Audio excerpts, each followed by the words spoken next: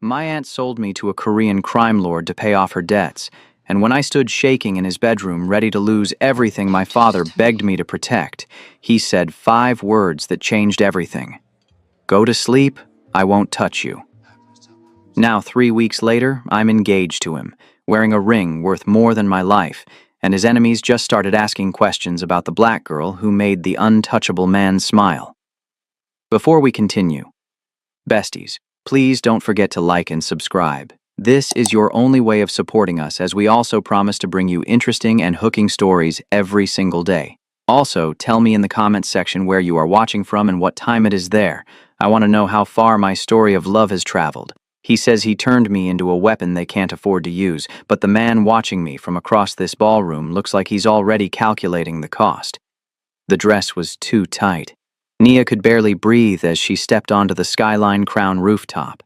Manhattan stretched out below her like 1,000 broken promises wrapped in gold.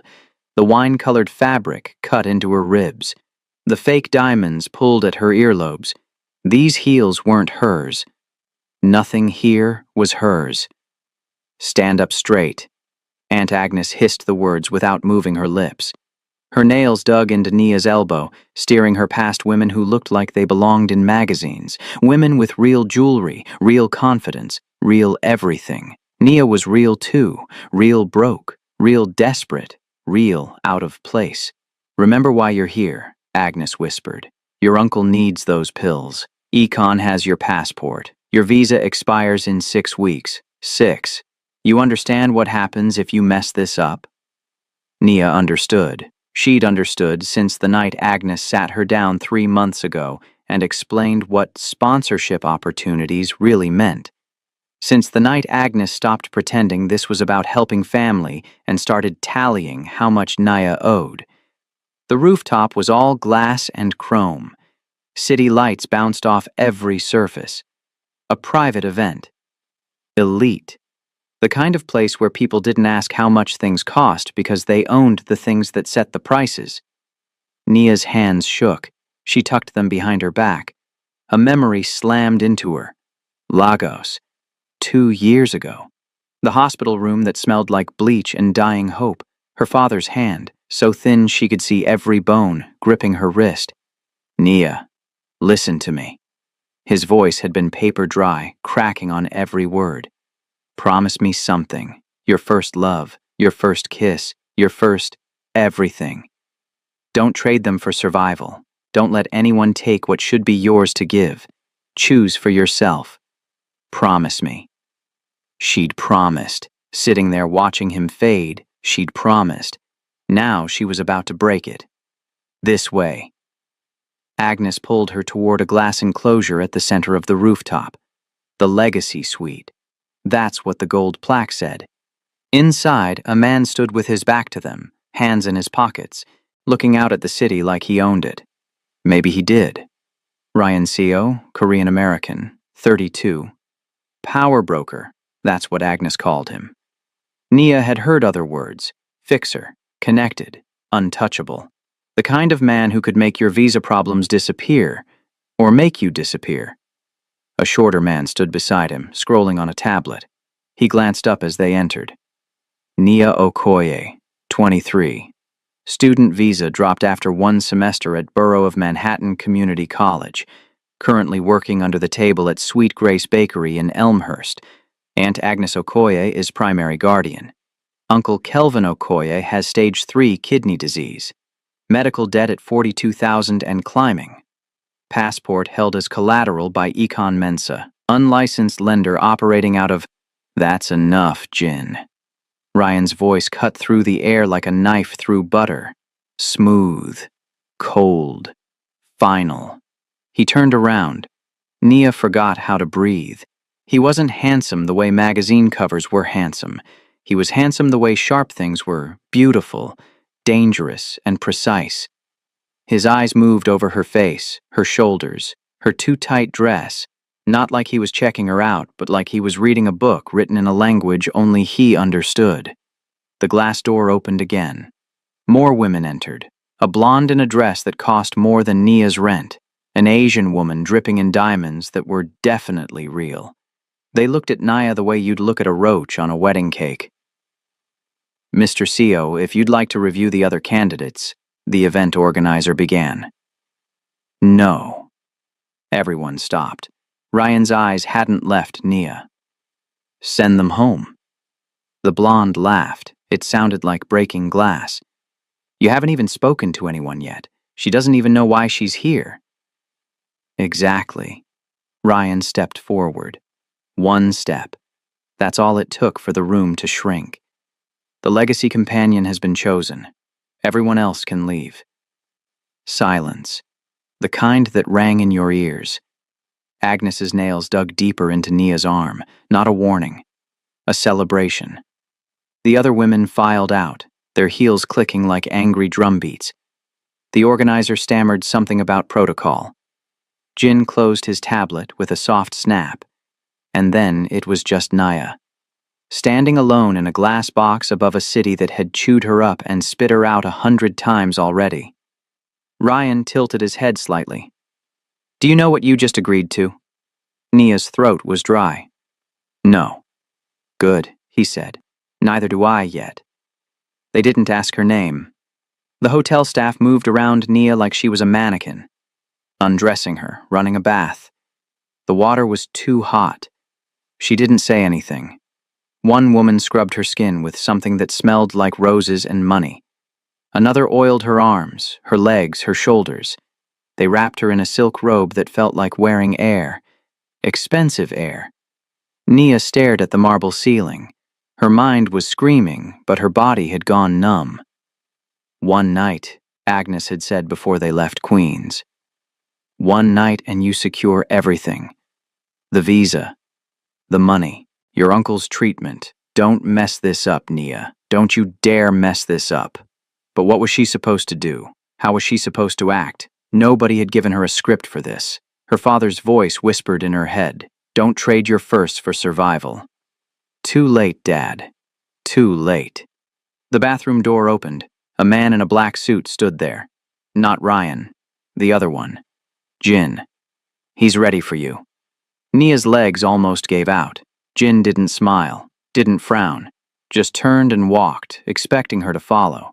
The hallway was long, white walls, soft lighting. Her bare feet sank into carpet that probably cost more than her life. They stopped at a door. Jin knocked twice, then opened it. Try not to trip, he said flatly. These floors aren't forgiving. Then he was gone. Naya stood in the doorway. The suite was bigger than her apartment. Floor-to-ceiling windows showed the city glittering below. And there, standing at the glass with his back to her, was Ryan. No jacket, just a white shirt with the sleeves rolled up. Hands in his pockets. Close the door. His voice wasn't loud. Didn't have to be. Nia closed it. The soft click felt like a jail cell locking. He turned around, looked at her. Not in a rush, just looking. Like she was a puzzle he was trying to solve. Come here. Her feet moved before her brain caught up. She stopped 3 steps away from him. Closer. 2 steps. Take off the robe. Nia's hands went to the silk tie at her waist. They were shaking so hard she couldn't grip it properly. Her fingers slipped. Once. Twice. She wanted to cry. Wanted to run. Wanted to disappear. Ryan stepped closer, close enough that she could smell his cologne. Something dark and clean. Look at me. She couldn't. Nia, look at me. She forced her eyes up. His face was unreadable. Sharp jaw. Dark eyes that didn't blink. Have you done this before? Her mouth opened. Nothing came out. Answer the question. No. The word cracked in half. Something shifted in his expression. Not anger. Not disappointment. Something else. How old were you when your father died? The question hit her like a slap. What? Your father. The hospital in Lagos. How old were you? 21. Why does that? What did he ask you to promise him? Naya's breath caught. Her eyes burned. How do you know about that? Ryan didn't answer. Just waited. He made me promise not to do this. not to give myself away because I was desperate. He said my first time should be my choice. Not survival, not debt. My choice. The words hung in the air between them. Ryan stepped back, ran a hand through his hair. For the first time since she'd met him, he looked tired. Go to bed. Nia blinked. What? The bed. Go sleep in it. But I thought, I don't take what's pushed at me out of desperation. His voice was flat, final. I take what's given with understanding. You don't understand anything yet, so go to bed. Where will you? The couch in the office. He pointed to a door on the far wall. I'll be there. Lock the bedroom door if it makes you feel safer. Nia stood frozen. This wasn't how it was supposed to go. Agnes said he'd take what he wanted. Everyone said men like him took what they wanted. I don't understand, she whispered. Good. Ryan walked toward the office door. Maybe that'll keep you alive longer. He closed the door behind him.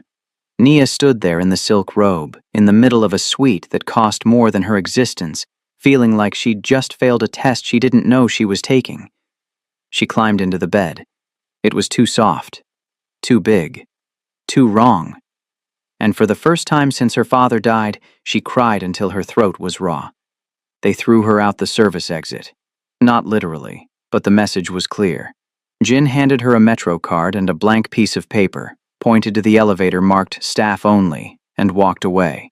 No car. No explanation. No Ryan. Nia rode the train back to Queens feeling like a used tissue. The silk robe was gone. They'd given her back the wine dress. It smelled like shame and expensive soap. She replayed the night over and over. What did she do wrong? Was she supposed to fight harder? Cry less? Be prettier? Be different? Maybe she was too African, too dark, too broken. The apartment building looked smaller than she remembered. Grayer. She climbed the stairs with dead legs.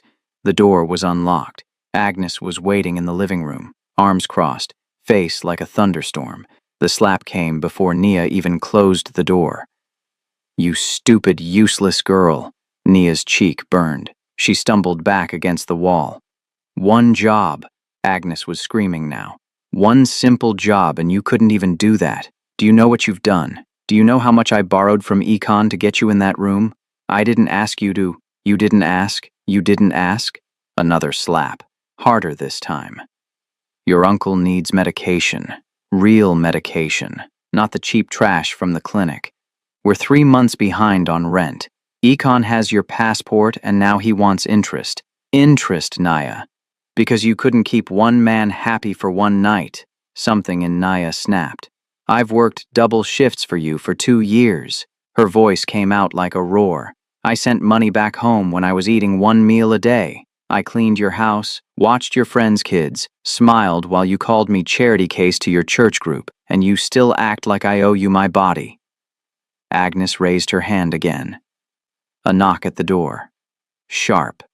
3 times. They both froze. Agnes opened it. Her face went from rage to confusion to horror in 3 seconds. Ryan stood in the doorway, 2 men behind him. The cramped living room suddenly felt like a shoebox. Mr. CO, we weren't expecting... Please, come in, I can explain. Ryan walked past her like she was furniture. His eyes found Nia against the wall, red mark blooming on her cheek. His jaw tightened. Jin, the man with the tablet, stepped forward, started reading in that flat, dead voice. Agnes Okoye held Nia Okoye's passport for 23 months without legal guardianship, borrowed $11,000 from Ekon Mensa using said passport as collateral. Uncle Kelvin Okoye's medical debt, $42,816. Current rent arrears, $4,200. Shall I continue? Agnes's mouth opened and closed like a fish. Ryan looked at her. Really looked at her. You didn't save her. You bought her. And now you're angry she didn't sell high enough. That's not... I gave her a home. I fed her. She owes me. She owes you nothing. The words hit like a gavel. Ryan pulled an envelope from his jacket, handed it to Jin. I'll pay everything. The medical bills, the rent. Econ's loan plus interest. All of it. Agnes's eyes went wide, greedy and bright. But there's a condition. Jin pulled out a paper, set it on the coffee table with a pen. You sign this. It's a legal termination of all claims, financial, familial, emotional. You are no longer her aunt. She is no longer your responsibility. You take the money. She takes her freedom. No more contact, ever. Nia's heart stopped. She looked at Agnes, waited for her to hesitate, to fight, to show even a tiny piece of love underneath all the bitterness. Agnes grabbed the pen, signed, didn't even read it, just scribbled her name and shoved the paper back at Jin like it was on fire. The money? She asked. Jin handed her a bank slip.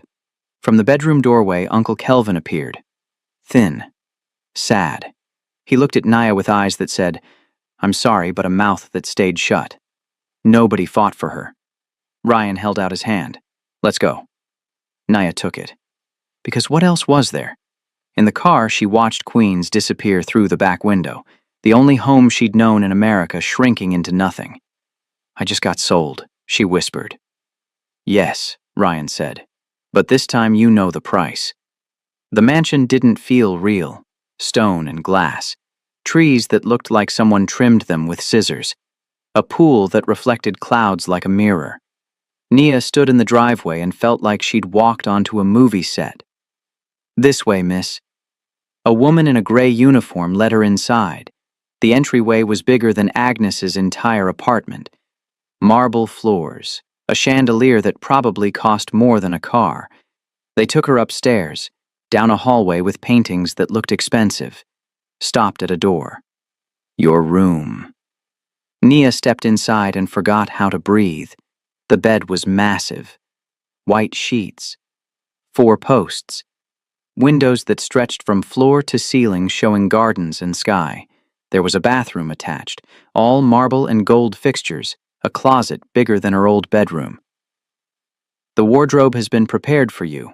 Breakfast is at 8, lunch at 1, dinner at 7. If you need anything, use the bell on the nightstand. Then the woman left. Nia stood in the middle of the room. Silence pressed down on her like water. No traffic sounds. No neighbors yelling through walls. No sirens. Just nothing. She sat on the bed, pulled her father's Bible from her bag, the only thing she'd grabbed from the apartment. The leather was cracked, pages soft from years of his hands turning them. She opened it to Psalm 23, his favorite. He'd underlined it in blue pen. The Lord is my shepherd. I shall not want. Her throat closed up. She wanted everything, wanted her father back, wanted to understand why Agnes signed her away without blinking, wanted to know why Ryan didn't touch her when that's what everyone said men like him did, wanted to not feel so lost.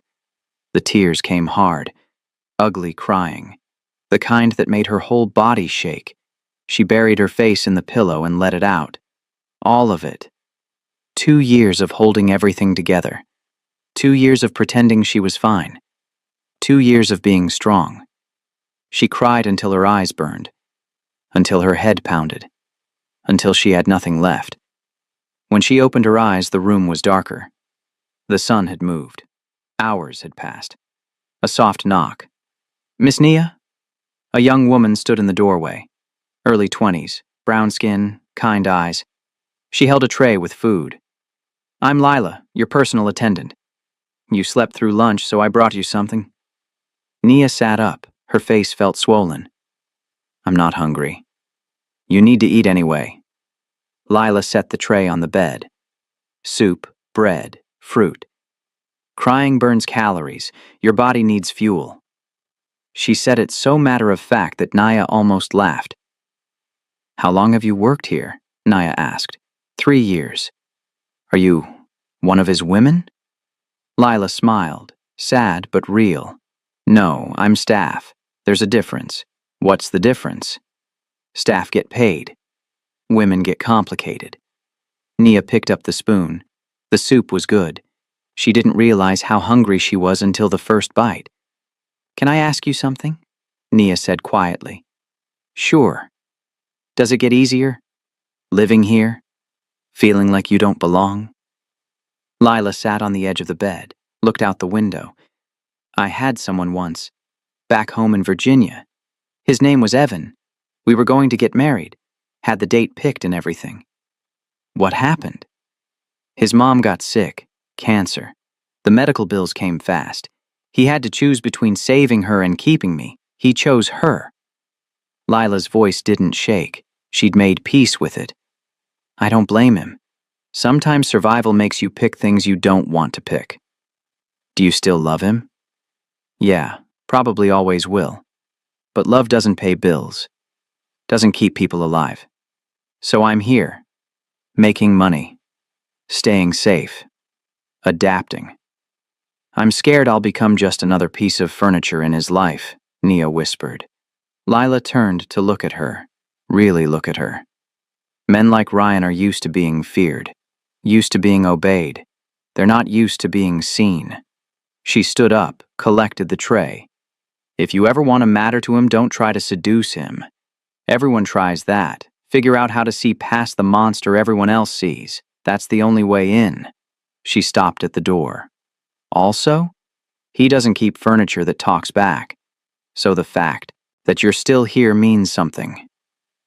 The knock came at midnight. Not on her door, on her window. Nia looked up from her bed. A man in a black suit stood on the balcony. One of Ryan's security. He gestured down. Toward the pool. Her stomach dropped. She put on the robe they'd left in the closet. Walked downstairs barefoot.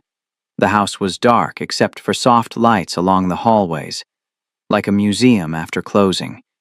The pool glowed blue in the night. Steam rose off the water into cool air, and there, cutting through the water in clean, strong strokes, was Ryan. He saw her, stopped swimming, stood up in the shallow end. Water ran down his chest, his shoulders. No suit, no armor, just him. Come in. I don't know how to swim. I know. Come in anyway. Nia stepped to the edge. The water looked like liquid light. She sat down, legs dangling in. The warmth felt good. All the way in. She slid into the water. It came up to her chest. The robe floated around her, clinging to her skin. She felt exposed, vulnerable. Ryan moved closer, not touching, just close. What do you think you're losing by staying here? He asked. What? Everyone loses something in my world. What are you losing? Nia's hands moved under the water, nervous. My promise. What promise? She told him some of it that first night, but not all of it, not the weight of it. Before my father died, I sat with him for 3 days, watching him fade. He couldn't eat, could barely talk, but on the last day he grabbed my hand so hard it hurt. Her voice cracked. She kept going. He said, Nia, listen to me. Your first love, your first kiss, your first time. Don't trade them for survival. Don't let anyone take what should be yours to give. Choose for yourself. He made me promise, made me say the words out loud. Ryan listened, didn't interrupt. I promised him, and now I'm here, about to break it because of debt and visas and all the things that shouldn't matter but do. Why do you think you're here? Ryan asked. To sleep with you. That's what everyone expects. That's what they expect, not what I expect. Nia looked at him, confused. Then why choose me? Ryan moved closer. The water rippled between them. In my world, virginity is a trophy, something men collect to prove dominance. Your aunt saw it as currency. Econ saw it as collateral. The city sees you as leverage. He paused. I see it as the last choice you have left. I don't understand. Men like me are supposed to take what we want. That's the rule, but I'm going to break it. He stepped even closer, close enough that Nia could feel the heat coming off his skin. I will not touch you, not the way you're thinking, not while you're here because of debt, not while you think you owe me, not while breaking that promise would destroy something in you. Nia's heart was pounding, but Agnes said, I don't care what Agnes said. I don't care what anyone expects. His voice was steel. You want to know my condition? My only condition? She nodded.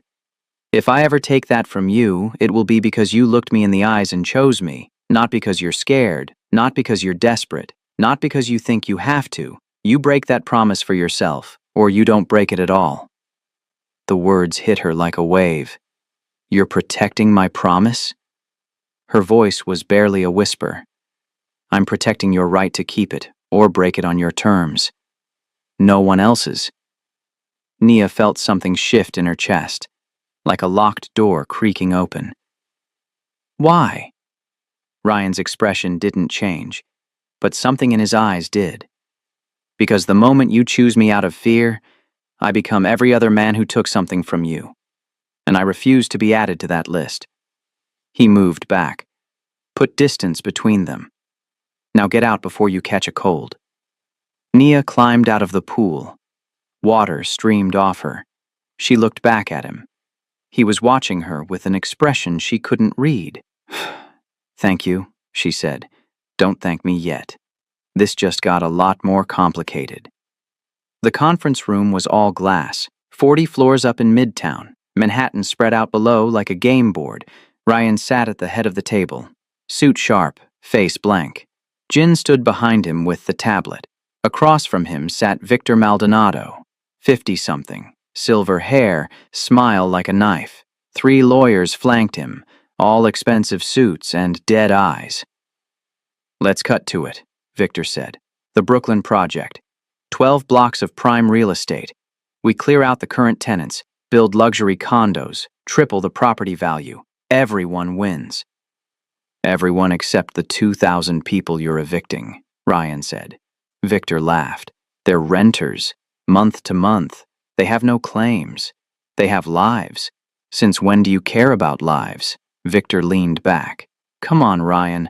You're not exactly running a charity here. This is business. Cold, hard, profitable business. Ryan's expression didn't change. Here's my counter. You build the condos, but 30% of the units stay affordable housing. Current tenants get first option. Subsidized rates locked for 15 years.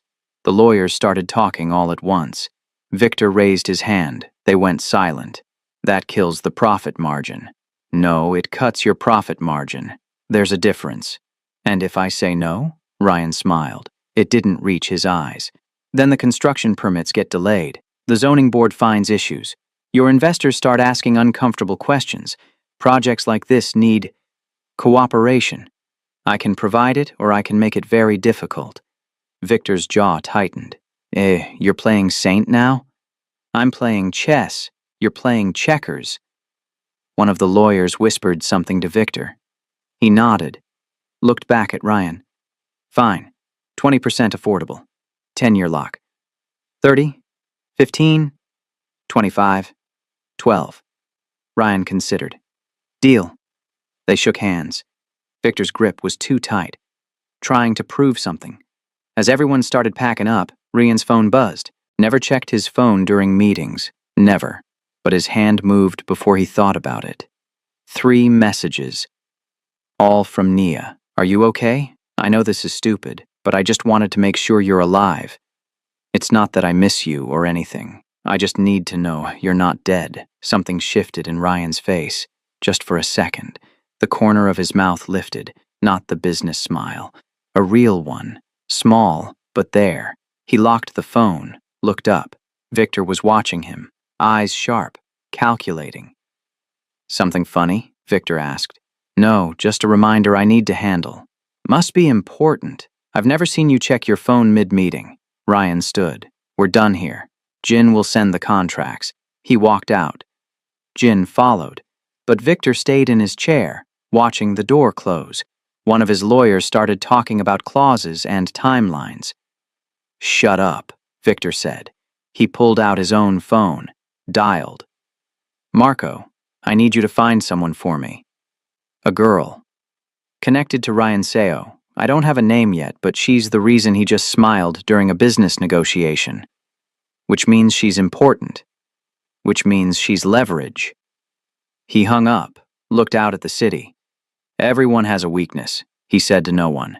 Even the quiet storm. Back at the estate, Nia sat on her bed, staring at her phone. regretting everything. Why did she text him? What was she thinking? He probably thought she was desperate, clingy, one of those girls who caught feelings too fast. She wasn't catching feelings, she was just checking, making sure he was okay. That's what people did. Normal people checked on each other, except they weren't normal. And this wasn't a normal situation. She threw the phone across the bed, buried her face in her hands. "I'm an idiot," she whispered. Outside her door, one of the security guards made a note on his shift log. Everything routine, nothing unusual. He didn't know that 3 hours away, a man named Marco was already pulling surveillance footage from the Skyline Crown rooftop, already running facial recognition, already building a file on the girl in the wine-colored dress. The net was tightening. Naya just didn't know it yet. Ryan came home at 2 in the morning. He should have gone straight to his office, should have reviewed the contracts, should have called his people about the Victor situation. Instead, his feet carried him to Nia's door. He stood there for a full minute, hand on the doorknob. This was a line he didn't cross. Private spaces stayed private. That was the rule. He opened the door anyway. She was asleep, sprawled across the bed like gravity had won, one arm hanging off the edge, hair everywhere. Her phone was next to her hand, screen dark. The moonlight through the window turned everything silver and blue. Ryan sat on the edge of the bed. Careful. Quiet. He looked at her. Really looked at her. When she was awake, she was all sharp edges and defense. Asleep, she looked younger. Softer. Like the girl she probably was before the world. Got its teeth in her. He reached out, brushed a curl away from her forehead. She murmured something. Shifted. "Please," Ryan froze. "Please don't make me break it." Her voice was thick with sleep, slurred. I promised him I'd choose. Not them, not the hunger, not because I'm scared. Me, my choice." Her hand moved, searching for something that wasn't there. "You came back," she whispered. "I knew you would." Ryan's chest tightened. She was talking to him, in her sleep, with no walls up, no fear, just raw truth spilling out like water through cracks. He stood up, backed away from the bed like it might explode. In the hallway, Jin was waiting. Of course he was. Jin was always waiting. "Victor's people are asking questions," Jin said quietly. "About the girl in the wine dress. They're pulling footage, running searches. Marco's on it personally." "How close are they?" "Close enough. They know she exists. They don't know where she is yet, but they will." Ryan looked back at the closed door. "How long?" "A week. Maybe less if they get lucky." "Then we don't give them a week." Jin raised an eyebrow. "What are you thinking?" "I'm thinking hiding her makes her a target. Shadows are where men like Victor hunt, so we do the opposite." "Which is?" "We make her so visible that touching her becomes a declaration of war." Jin was quiet for a moment. "You're talking about the gala." "Yes. That's in 3 days." "I know. You're going to announce her.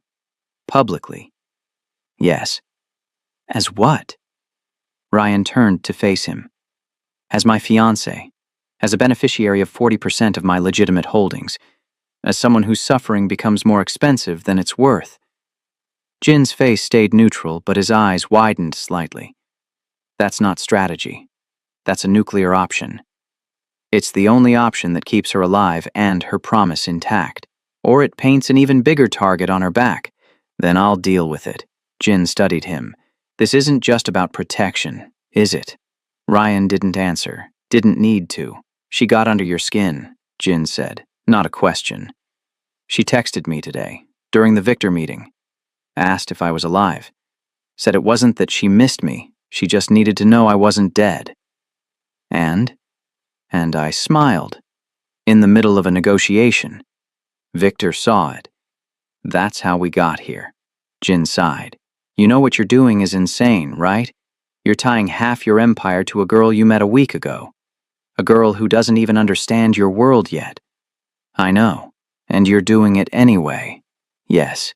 Why? Ryan looked back at Nia's door one more time.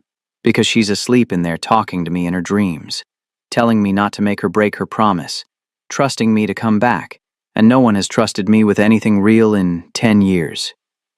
He walked toward his office. Set up the gala announcement. Make sure every major player is there. Victor included. I want witnesses. You're going to regret this, Jin called after him. Probably, Ryan said. But not as much as I'd regret letting her disappear.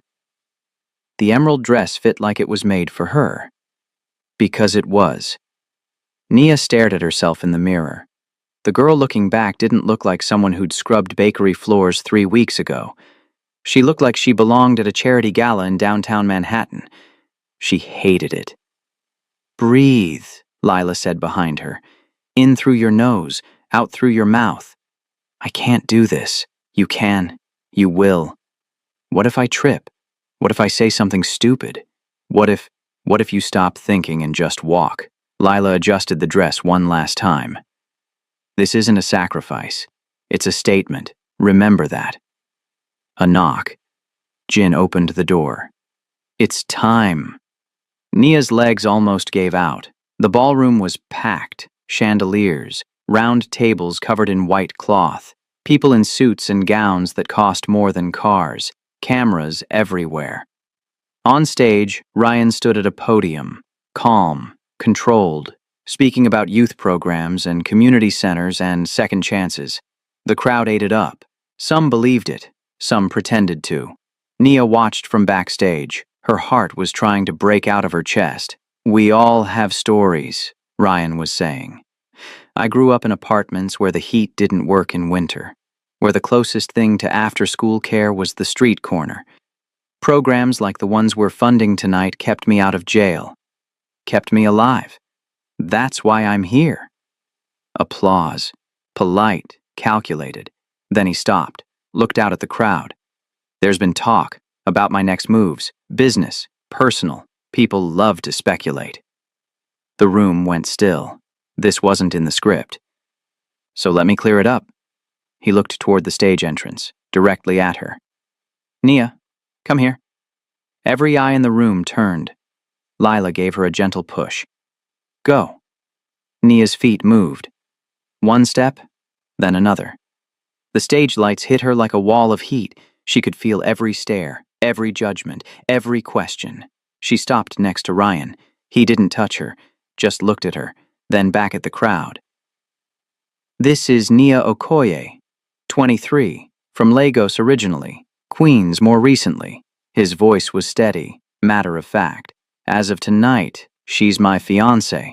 The room exploded in whispers. Nia saw faces, shock, confusion. A blonde woman in the third row looked like she'd swallowed glass. An older Asian man was already on his phone, and there, near the back, a silver-haired man in an expensive suit. Victor. His face was stone, but his eyes were calculating. Hunting. I know what you're thinking, Ryan continued. She's young. She's not from our world. She doesn't fit the profile. He paused. You're right, she doesn't. That's why I chose her. He pulled an envelope from his jacket, handed it to Jin, who opened it and held up papers. Effective immediately, 40% of my legitimate business holdings are being placed in a trust. Under her name. The whispers turned into actual noise. People weren't even trying to be quiet anymore. Any attempt to harm her, coerce her, or use her as leverage will be treated as a direct attack on those interests, and we all know what happens when people attack my interests. The threat hung in the air like smoke, but Ryan wasn't done. One more thing. He turned to face Nia fully now. Our relationship has conditions, physical conditions. I will not touch her in any intimate way unless she explicitly asks me to. Not because of obligation, not because of debt, because she chooses it. Someone in the back laughed nervously. Others looked confused. You can call it old-fashioned. Call it weakness. Call it whatever you want. His voice cut through the noise. But in a world where power means taking what you want, I'm choosing to wait for what's given freely. He took Nia's hand, slid a ring onto her finger, emerald, surrounded by diamonds. "Welcome to the family," he said quietly, just to her. The applause came, slow at first, then building. Cameras flashed.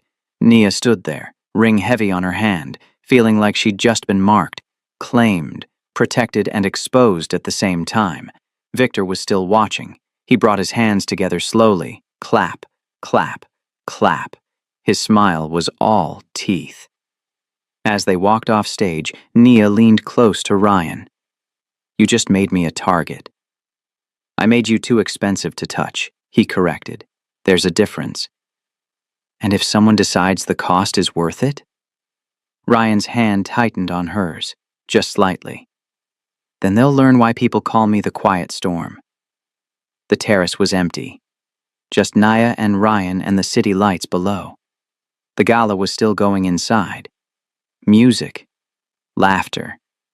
People pretending they weren't already on their phones spreading the news. Nia leaned against the railing. The ring caught the light every time she moved her hand. "You turned me into a weapon," she said.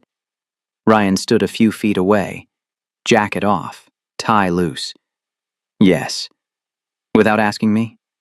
"Would you have said yes if I asked?" She thought about it. "No." "Then I didn't ask." Nia turned to face him. "Is this real? The engagement or just a shield?" "Both." "That's not an answer." "It's the only answer I have." Ryan moved closer.